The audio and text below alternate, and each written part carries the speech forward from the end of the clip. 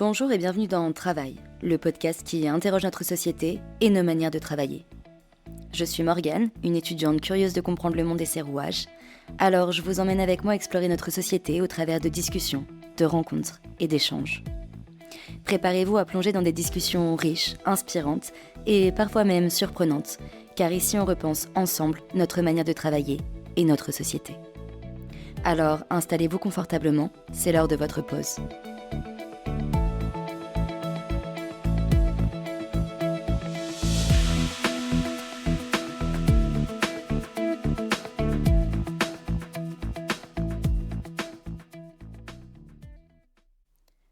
Alors aujourd'hui, je me trouve avec Jean-Luc Michel. Il est administrateur de l'UNEDIC et président de l'instance paritaire de France Travail Normandie. Et avec Jean-Luc, on va tenter de comprendre la nouvelle réforme chômage et ses conséquences désastreuses sur les ayants droit. Mais pas seulement sur les ayants droit, puisqu'on le verra ensemble, mais ce sont bien l'ensemble des travailleurs et des travailleuses qui sont concernés par cette énième réforme de l'assurance chômage. Alors d'abord, qu'est-ce que le chômage ? En fait, au début des années 1900, il y avait déjà une forme d'assurance chômage, mais elle n'était pas officielle. Les syndicats et certaines municipalités avaient mis en place des caisses de chômage pour aider ceux qui perdaient leur emploi. En gros, l'idée c'était de partager les risques liés au chômage entre plusieurs personnes. Mais c'est seulement après la Seconde Guerre mondiale qu'on a créé un vrai système d'assurance chômage pour tout le monde. C'est en 1958 qu'on assiste à la naissance de l'assurance chômage et elle a notamment été mise en place pour répondre aux évolutions du marché du travail, comme par exemple les crises économiques, les changements industriels ou la concurrence internationale. En fait, l'assurance chômage, c'est censé aider les gens en leur offrant un soutien temporaire, en évitant qu'ils tombent dans une grande pauvreté à cause de changements imprévisibles. Mais on le verra tout au long de cet épisode, c'est plus vraiment le cas aujourd'hui. L'assurance chômage, elle a aussi été encouragée parce qu'elle permet d'investir dans les personnes. On offre une aide financière pendant la période du chômage, ce qui permet aux gens de chercher un emploi, mais un emploi qui correspond à leurs compétences, au lieu de prendre tout de suite un poste qui ne leur convient pas. Ce système, il est censé aider à mieux aligner les compétences des individus avec les besoins du marché du travail. C'est important de l'avoir en tête. Et d'ailleurs, Bruno Coquet, qui est économiste et chercheur à l'OFCE, donc l'OFCE, on va pas mal en parler pendant cet épisode, c'est l'Observatoire français des conjonctures économiques. Et donc Bruno Coquet nous rappelle qu'une économie est plus performante avec une assurance chômage qu'en son absence.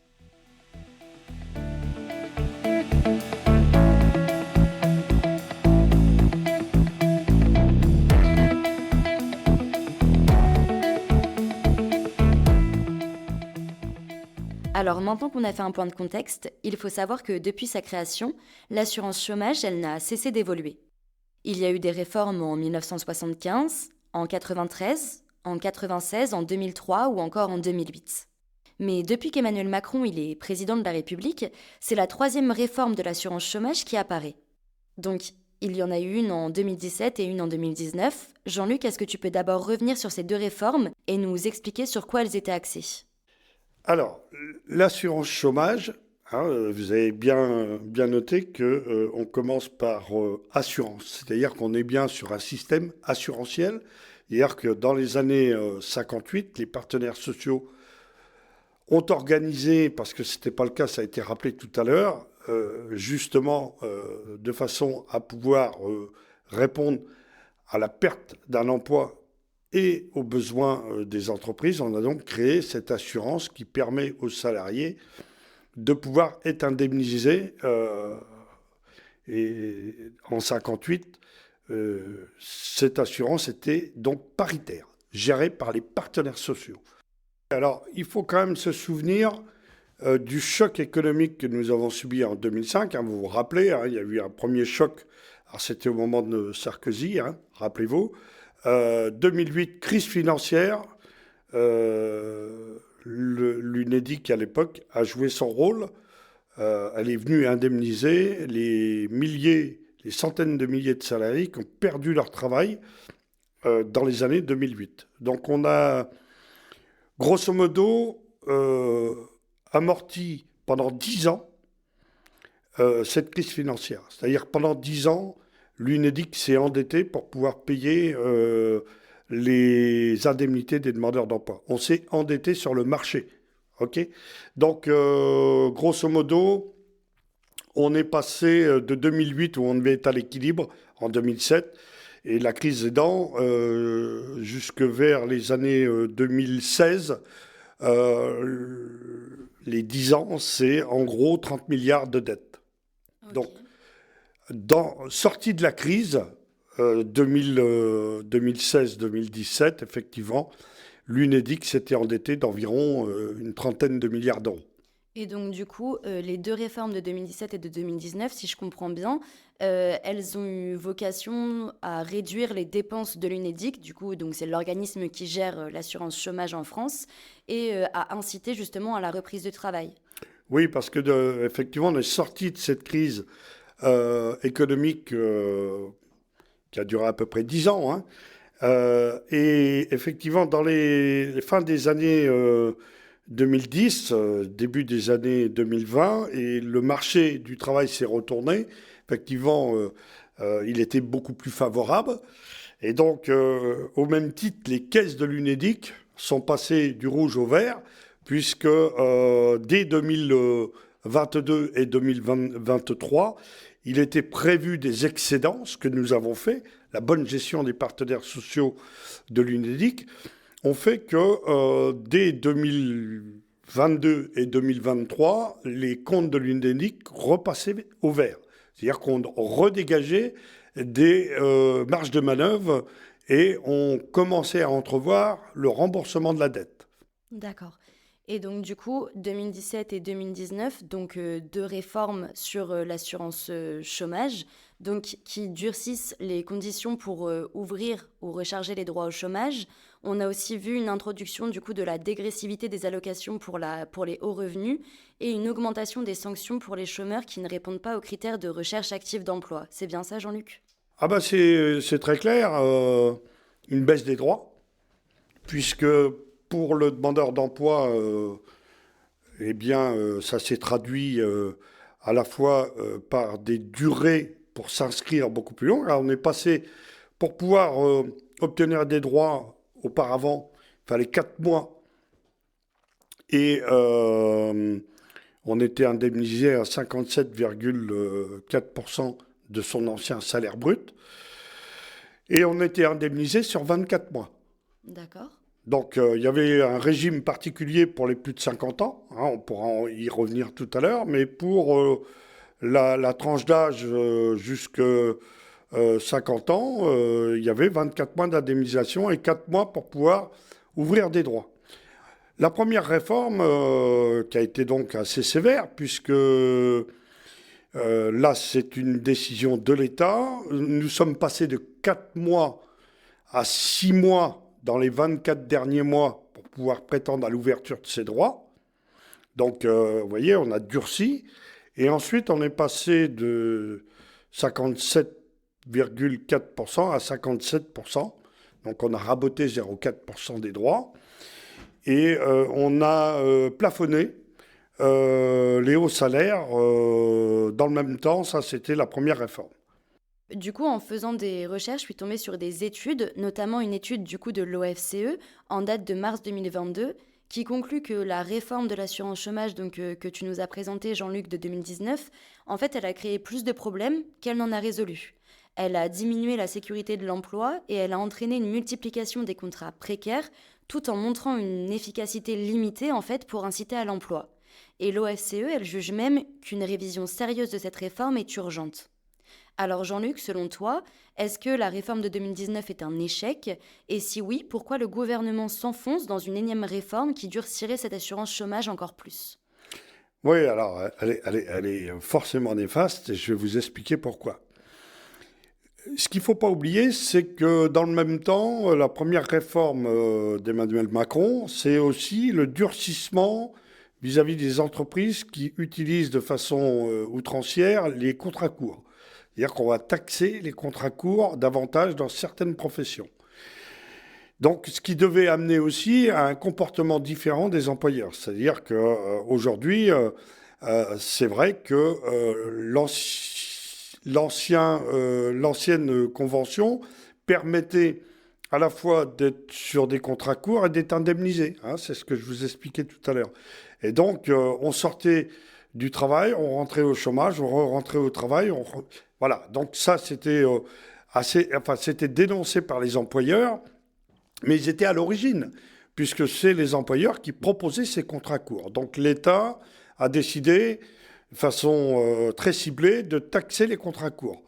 Donc là aussi, le fait de taxer les contrats courts devait changer le comportement des employeurs. Mais en fait, dans la réalité, on continue à proposer des contrats courts, même encore aujourd'hui, même après la taxation. Donc, ce que l'on peut dire, c'est que c'est pas en baissant les droits qu'on va créer de l'emploi. Ça n'a jamais existé, ça. C'est-à-dire que l'idée de dire on va baisser les droits et on va créer de l'emploi, c'est utopique.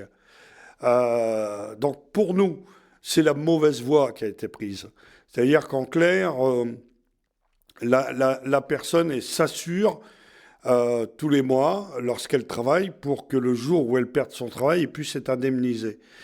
Donc je prenais toujours l'exemple d'une personne qui peut travailler pendant 35 ans, qui a cotisé pendant 35 ans, qui se retrouve au chômage à 55 ans.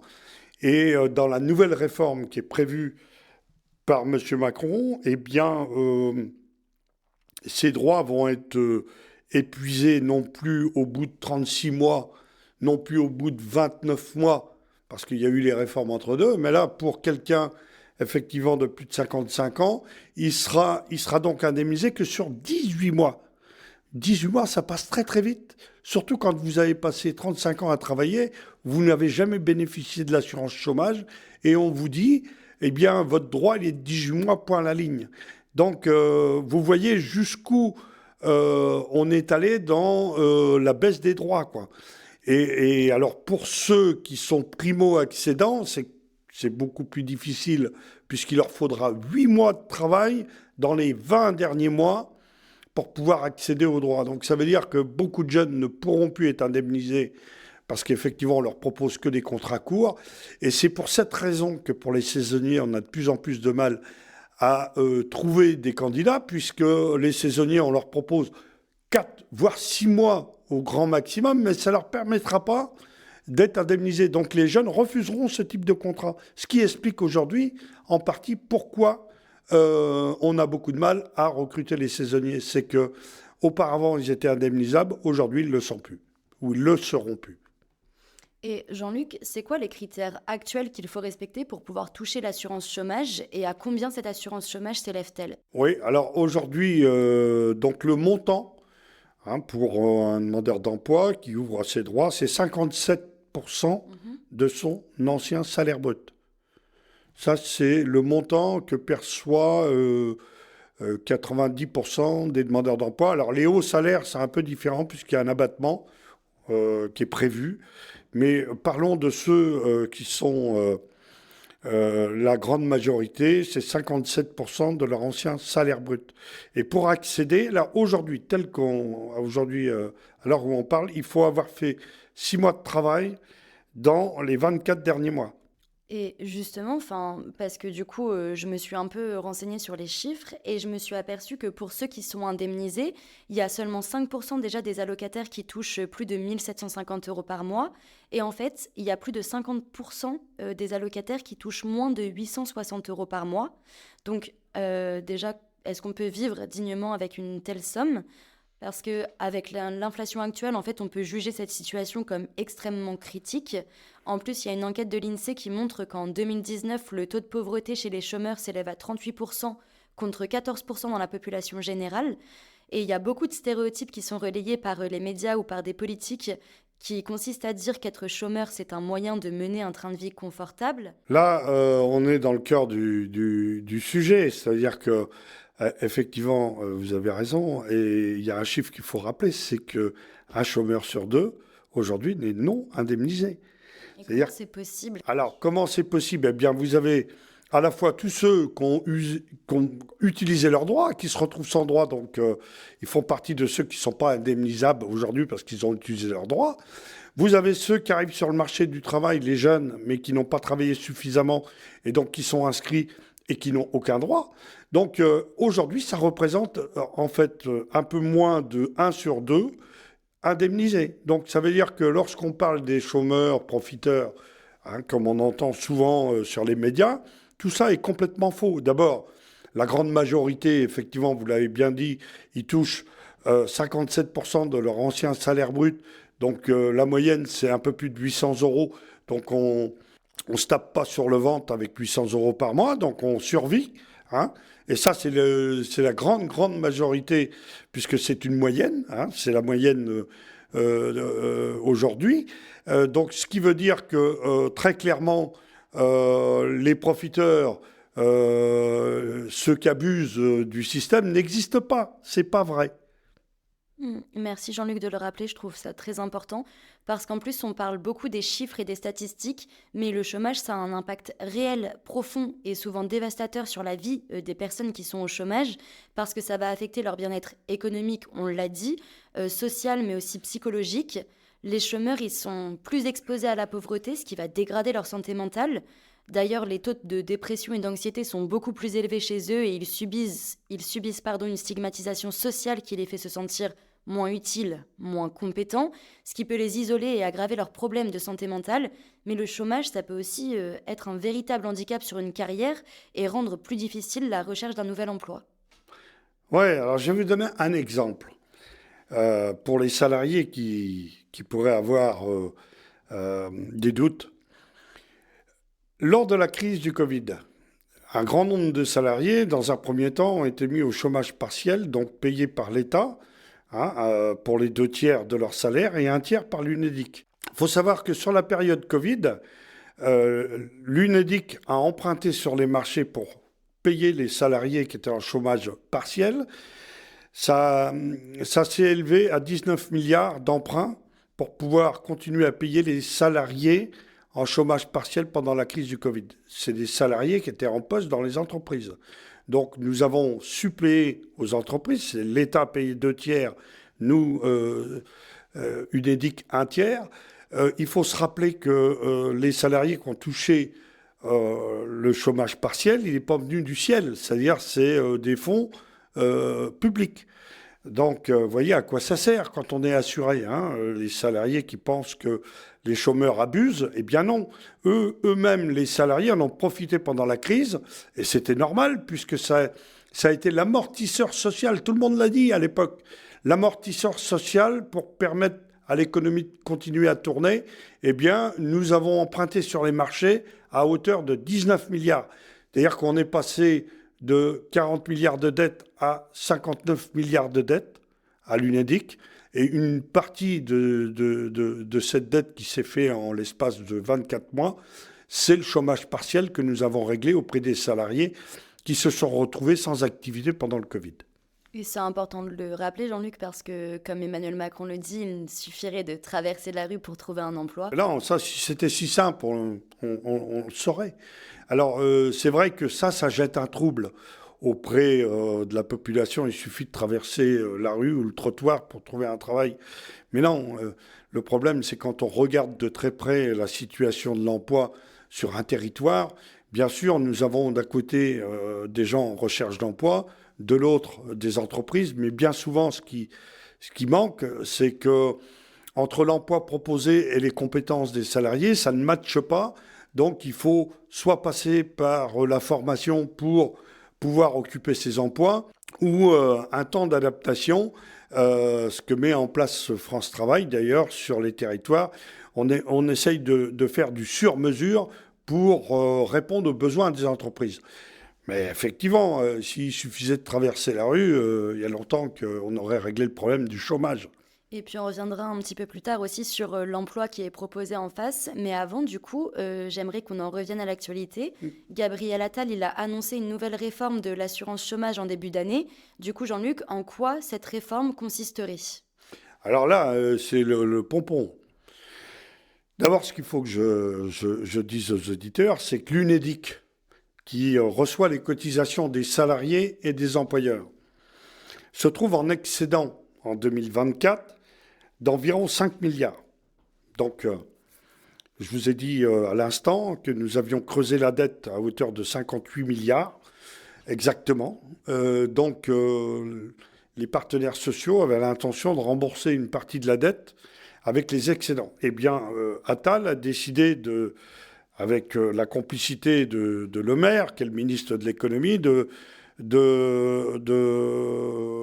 ponctionner environ 3,5 milliards sur les excédents de l'UNEDIC, ce qui est scandaleux puisque c'est l'argent des cotisations des salariés qui devrait aller sur soit une meilleure indemnisation ou soit le remboursement de la dette.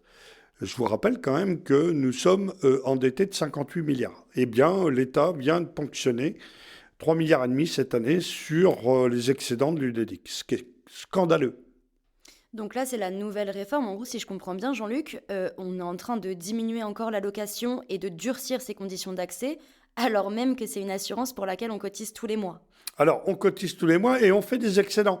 Pourquoi faisons-nous des excédents? C'est tout simple, c'est que depuis la sortie de la crise, on a créé 1 million, en gros 1 million d'emplois, donc des gens qui étaient sans travail qui cotisent, donc forcément plus de cotisations à l'UNEDIC et moins à verser aux demandeurs d'emploi, puisqu'ils ne sont plus demandeurs d'emploi. Donc du coup, on a inversé. On se retrouve avec des excédents, et c'est très bien. Et donc, on prévoit des excédents en 2024, 2025, 2026, sur les prévisions projetées par l'UNEDIC. Donc, il était normal que l'on rembourse la dette, hein, puisque c'est dans les années où ça va mieux qu'il faut rembourser les années où on a dû emprunter. Eh bien non, l'État a décidé de ponctionner une partie des ressources dégagées en 2024, 2025, et pour d'autres financements que ceux prévus dans les cotisations assurance chômage. Est-ce que tu as des exemples de financement? Alors, par exemple, la réforme, la grosse réforme de Macron, c'est de remettre au travail les personnes bénéficiant du RSA. Et donc, pour pouvoir faire cela, il a créé France Travail, c'est-à-dire feu Pôle emploi, il a créé France Travail et l'objectif de France Travail, à partir du 1er janvier 2025, c'est de prendre en main le retour à l'emploi des personnes bénéficiant du RSA. Et donc là, pour aller sur ces moyens, eh bien, il va doter France Travail de 3,5 milliards supplémentaires pour accompagner les personnes du RSA. Avant qu'on reprenne un petit peu avec cette nouvelle réforme, je tiens quand même à rappeler que les cotisations, enfin nous, travailleurs et travailleuses, on cotise et ces cotisations ne baissent pas. Donc selon le média Blast, nos cotisations chaque mois reviennent à environ 1 mois de salaire net de contribution par an et par salarié, soit environ 35 mois de salaire sur une carrière complète. D'ailleurs, je pense qu'on peut se poser une question qui apparaît plus que légitime. Qu'est-ce qui justifie un tel durcissement? Parce que est-ce que la situation du chômage en France, elle est si catastrophique que ça? De ce que j'ai lu, il y a plus de chômeurs que d'offres d'emploi. Selon le média Libération, il y aurait 13 fois plus de chômeurs que d'emplois vacants en France. Et j'ai du mal à comprendre personnellement la nécessité de cette réforme. Est-ce que toi, Jean-Luc, tu as une explication? Oui, alors il faut être honnête sur les chiffres. Aujourd'hui, il y a 300 000 emplois à pourvoir et nous avons 6 millions de chômeurs. Cherchez l'erreur. Donc, venir nous faire croire que c'est le plein emploi et que les emplois non pourvus vont régler l'ensemble des problèmes, c'est complètement faux. On voit bien. Alors, que l'on prenne les mesures nécessaires pour que ces 300 000 soient occupés, ok. Qu'on accompagne les demandeurs d'emploi vers le retour à l'emploi sur les 300 000 offres d'emploi, très bien. Mais ça ne va pas régler le problème des millions de personnes qui recherchent un emploi. On voit bien, parliez d'une proportion de 1 à 13, on est à peu près dans ce schéma. Donc, on nous projette ces 300 000 emplois vacants, mais on oublie de nous dire qu'on a 6 millions de chômeurs. Donc, du coup, ça ne règle pas le problème. Ça va en régler une partie, et il faut s'en occuper, je suis d'accord, mais arrêtons de mentir aux gens.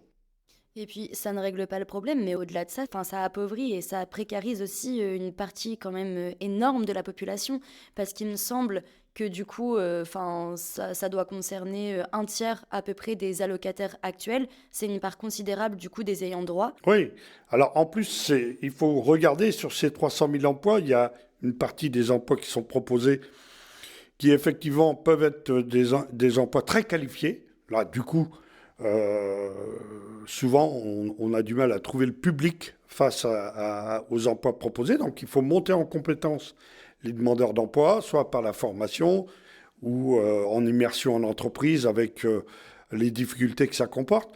Mais clairement, beaucoup d'emplois proposés, et c'est pour cette raison que dans certaines filières, ils ont du mal à recruter, c'est que les conditions de travail sont telles que les gens ne veulent pas aller travailler dans ces métiers. Hein, donc on les connaît tous, ces métiers. Ça fait 20 ans qu'ils sont en tension. Pourquoi ils sont en tension? Parce que les conditions de travail qui sont proposées, le niveau de salaire qui est proposé est tel que les gens ne veulent pas occuper ces postes. Ou quand ils les occupent, ils démissionnent très rapidement parce que c'est intenable. Mm. Pour abonder dans ton sens, en gros, le principal argument avancé par le gouvernement par rapport à cette réforme de l'assurance chômage, il se trouve dans les économies réalisées, mais les économies réalisées au profit de quoi? Puisque selon Bruno Palier, qui est directeur de recherche du CNRS, et là je cite, on met la pression pour accepter des emplois, y compris dans les métiers en tension où les employeurs n'arrivent pas à trouver de salariés. Donc ces métiers en tension, ça va être le tourisme, la restauration, le secteur de l'agroalimentaire. En bref, des secteurs où la rémunération est très basse, où les horaires sont décalés et les conditions de travail sont très difficiles. En plus, il s'agit souvent de contrats précaires, donc en gros, on va forcer les chômeurs à accepter des emplois de très mauvaise qualité. Alors ça, c'est effectivement le sens de la réforme qui devrait s'appliquer en décembre 2024. C'est-à-dire qu'en fait, ce qui est demandé d'abord pour ouvrir ses droits, c'est une période de travail beaucoup plus importante sur une période plus courte, c'est-à-dire 8 mois sur les 20 derniers mois. Donc ça veut dire que ça va concerner des gens qui auront réussi à trouver des contrats assez longs. Hein. Je vous rappelle quand même que aujourd'hui, on ne propose que des contrats courts. Souvent, dans les 300 000 emplois qu'on nous propose, c'est des emplois de moins d'un mois, voire même à la journée. Pour nous, on le voit à France Travail, où, que voulez-vous, ces emplois sont très difficiles à pourvoir parce que les conditions de salaire et les conditions d'exécution de ces emplois sont tellement dures que les gens refusent. Enfin, les gens ne souhaitent pas, effectivement, passer d'un employeur à un autre constamment ou sur des conditions de travail avec des horaires atypiques, etc. Et je pense que le Covid a été aussi un moment important pour les salariés sur le fait de réfléchir à leur situation à la fois de travail et personnel. Et on a bien vu que des situations qui étaient acceptées jusqu'à maintenant le sont beaucoup plus difficilement aujourd'hui. Mm. Et puis, du coup, c'est une réforme qui a déjà été chiffrée par la DARES, donc qui dépend du ministère du Travail. Et selon les calculs, du coup, cette nouvelle baisse de durée d'indemnisation, elle précipiterait la fin de droit du coup de 400 000 allocataires supplémentaires sur une année. En gros, ça conduit 100 000 bascules supplémentaires au RSA ou à l'ASS. Donc, en gros, ce serait 100 000 personnes qui basculeraient dans la pauvreté pour faire, du coup, on l'a dit, 3 milliards d'euros d'économies par an. Alors que les deux précédentes réformes permettent déjà de faire 6,7 milliards d'euros d'économies par an à l'horizon 2027. Oui, alors, vous savez, quand vous êtes en fin de droit, vous basculez effectivement dans les systèmes qui ne sont plus donc indemnisés par l'UNEDIC, les cotisations des salariés et des employeurs, mais là, c'est un droit ouvert sur les fonds de l'État, donc le RSA distribué par les départements. Hein. Et ce qu'il faut savoir, c'est que là aussi, tout le monde n'a pas le droit au RSA. Pour calculer le droit du RSA, on prend le revenu de la famille. Et donc, si votre conjoint travaille, vous n'aurez pas le droit au RSA. Donc, vous voyez, pour pouvoir bénéficier du RSA, il faut être au fond du trou, quoi. C'est-à-dire ne rien avoir d'autre. Donc, ça veut dire aucun revenu. C'est-à-dire que si votre conjoint travaille au SMIC, vous n'aurez pas le droit au RSA parce que vous avez un revenu dans la famille. Donc, beaucoup de gens vont se voir couper leurs droits à France Travail parce qu'ils auront puisé leurs droits très rapidement, pensant qu'ils auront le droit au RSA, mais malheureusement, eh bien, pour ceux qui sont mariés en couple déclarés tels, ne pourront pas bénéficier du RSA. Alors qu'on fait croire aux Français que tout le monde touche le RSA, mais c'est pas vrai. On fait croire aux Français que tout le monde touche le RSA ou même l'assurance chômage et qu'on peut partir en vacances avec, qu'on a un train de vie extrêmement confortable, alors que c'est pas le cas. Donc, pour rappel, là, il y a eu une nouvelle réforme instaurée en novembre 2023 où, en gros, les bénéficiaires du RSA doivent désormais effectuer 15 heures d'activité par semaine pour pouvoir continuer à toucher ce minima social. C'est censé favoriser la reprise de l'emploi, mais dans les faits, en fait, on remarque qu'il n'y a aucune preuve de l'efficacité de ce dispositif. Et je tiens à rappeler qu'au 1er avril 2024, le montant du RSA, il est de 635 euros et 71 centimes pour être précis, pour une personne seule. Alors, sur le RSA, la CFDT s'est positionnée pour un accompagnement vers le retour à l'emploi des personnes bénéficiant du RSA. Là-dessus, on est d'accord. Sauf que, bien sûr, ce qui est recherché également, c'est de pouvoir détecter les personnes au RSA qui ne seraient pas en recherche active d'emploi, puisque c'est ce qu'on va leur demander, et ça va être généralisé au 1er janvier 2025. Donc toute personne devra s'inscrire à partir du 1er janvier 2025 à France Travail, ce qui n'était pas le cas jusqu'à présent. Donc tous les bénéficiaires du RSA devront être inscrits. Et ensuite, ils devront effectivement, avec les conseillers de France Travail, avoir 15 heures par semaine de suivi. Hein, et ils devront faire preuve, effectivement, que ces 15 heures sont utilisées à un retour actif à l'emploi. Alors même qu'il n'y a pas assez d'emplois pour tout le monde. On est d'accord. Donc, du coup, ce qui est recherché, en fait, c'est de faire la chasse. Ben, j'aime pas ce mot-là, mais en clair, on va l'utiliser, les gens vont le comprendre. C'est faire la chasse et faire des économies, très clairement, sur les minima sociaux, et notamment les gens bénéficiant du RSA. S'ils n'exécutent pas ce qu'on leur demande, on leur coupera leurs droits. Mais je trouve aussi qu'au-delà des chômeurs, c'est une réforme qui va casser entièrement le rapport de force entre les employeurs, mais l'ensemble aussi des travailleurs.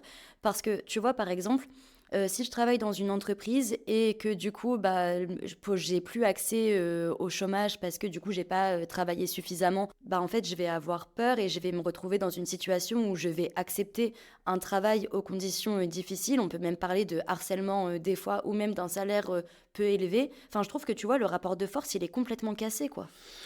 Oui, alors on peut tomber dans ces excès. Hein. Il faudra qu'on soit attentif. Hein. Même si les partenaires sociaux ont perdu la main sur l'assurance chômage, en tout cas sur la future convention assurance chômage. Je vous rappelle quand même qu'il faut que les auditeurs soient bien conscients. En octobre 2023, les partenaires sociaux se sont mis d'accord et donc ont proposé au gouvernement, au 1er janvier 2024, de ratifier donc un accord interprofessionnel pour la prochaine convention. Le gouvernement a refusé. À l'époque, c'était Elisabeth Borne, sous prétexte que nous n'avions pas réglé le problème des seniors.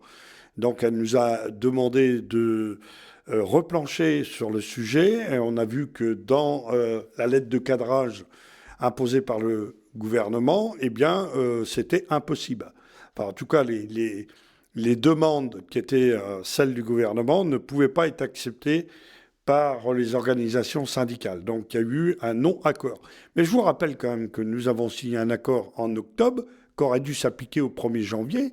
Et là où j'alerte le gouvernement et M. Attal, c'est qu'il a 3 possibilités avant le 1er juillet. La première, c'est de décider dès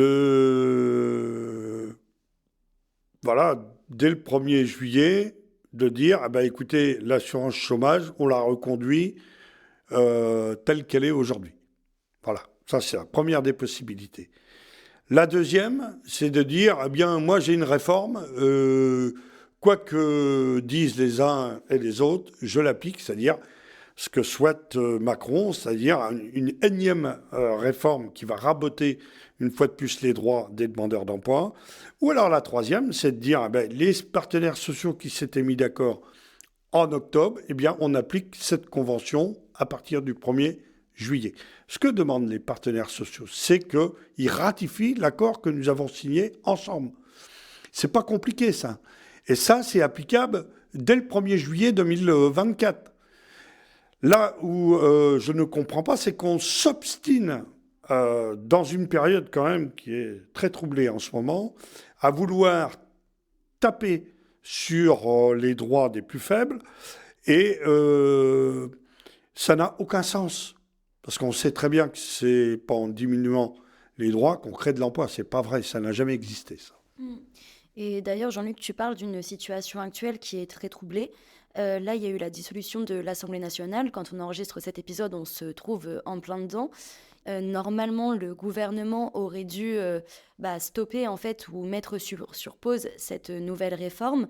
Qu'en est-il actuellement? Alors, on s'est un peu concerté au niveau confédéral et au niveau de la région Normandie pour essayer d'y voir clair quand même dans les propositions qui sont faites par les gouvernants. Alors, la vérité de la semaine dernière n'est plus tout à fait la vérité de cette semaine. Hier, Attal était très enthousiaste à mettre en application sa nouvelle réforme. Aujourd'hui, ils sont beaucoup moins sûrs de leur réforme. Et que va-t-il se passer le 30 juin, c'est-à-dire la veille du 1er juillet, pour être très clair sur cette nouvelle convention, en sachant qu'entre les deux, nous avons les législatives, premier tour et deuxième tour. Je pense que ça doit trotter dans la tête de nos dirigeants. Est-ce qu'on en remet une couche dans un moment aussi difficile? Je pense que s'ils étaient raisonnables, eh bien, ils appliqueraient tout simplement au 1er juillet l'accord des partenaires sociaux, qui est un bon accord, puisque c'est un compromis entre les employeurs et les salariés. Donc là, en fait, très clairement, si je t'écoute, Jean-Luc, ça veut dire que même si l'Assemblée nationale, donc, qui est censée légiférer et représenter le peuple, du coup, créer des lois, donc même si l'Assemblée nationale a été dissoute, en fait, cette réforme peut tout de même passer.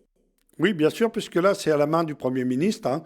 C'est lui qui en l'absence, peut prendre cette décision. Hein. C'est dans ses prérogatives.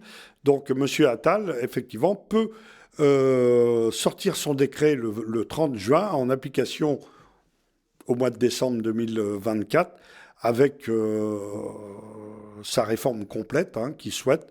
Bien sûr, il peut le faire. Mais je pense que politiquement, c'est un grand risque que de rajouter à cette période très troublée une réforme qui va dans le mauvais sens. Alors Jean-Luc, on arrive à la fin de l'épisode. Est-ce que tu souhaites ajouter quelque chose? Oui, c'est bien faire prendre conscience qu'on est sur une assurance. Depuis 1958, les partenaires sociaux ont créé une assurance avec ses hauts et ses bas. Mais en tout cas, l'idée même, c'était de s'assurer, cotiser pour le jour où où on perd son travail, on puisse être indemnisé. En fait, aujourd'hui, le fait que l'État ait repris la main, on voit bien la dérive qui aujourd'hui est en marche, c'est-à-dire la baisse des droits. Donc, la baisse des droits en 2017, la baisse des droits en 2019, la baisse des droits en 2024. Et à un moment donné, les salariés se disent, mais pourquoi cotiser si au bout du bout, on n'a plus de droits, quoi. Et c'est là le vrai souci, c'est qu'aujourd'hui, on est quand même devant une situation inédite. C'est-à-dire que des personnes peuvent avoir cotisé toute leur vie et se retrouver avec un droit très, très minime, alors que normalement, ça devait couvrir un risque. Donc là, et en plus, si ces économies pouvaient servir, effectivement, comme vous l'avez rappelé pendant l'émission, un retour à l'emploi. Mais on voit bien, là, c'est, en tout cas, la dernière réforme, et celle qui a eu lieu en 2019, elles sont uniquement budgétaires. C'est-à-dire qu'on a pris comme disait Marie-Lise Léon, et je suis d'accord avec elle, on a pris un tableur Excel et on a fait une opération d'économie, tout simplement. Donc c'est scandaleux. Donc voilà, je pense que ça va dans le mauvais sens et qu'il faut que nos gouvernants comprennent qu'il faut qu'ils arrêtent de taper toujours sur les mêmes, c'est-à-dire ceux qui ont le plus besoin. Et que les médias aussi arrêtent de diffuser des stéréotypes et des préjugés quant aux personnes demandeuses d'emploi. Il faudrait qu'ils aillent sur le terrain un peu plus. Et là, ils se rendraient compte que le chômeur n'est pas un profiteur. Le chômeur, il demande qu'une chose, c'est à travailler. Jean-Luc, je te remercie beaucoup pour cette vulgarisation de la nouvelle réforme de l'assurance chômage. À très bientôt. À bientôt. J'espère que cet épisode vous aura plu. N'hésitez pas à nous faire vos retours en commentaire, qu'ils soient positifs ou négatifs. C'est grâce à eux que je pourrai m'améliorer pour vous offrir toujours plus de contenu de qualité. Je vous dis à très vite, et en attendant, je vous souhaite de prendre soin de vous.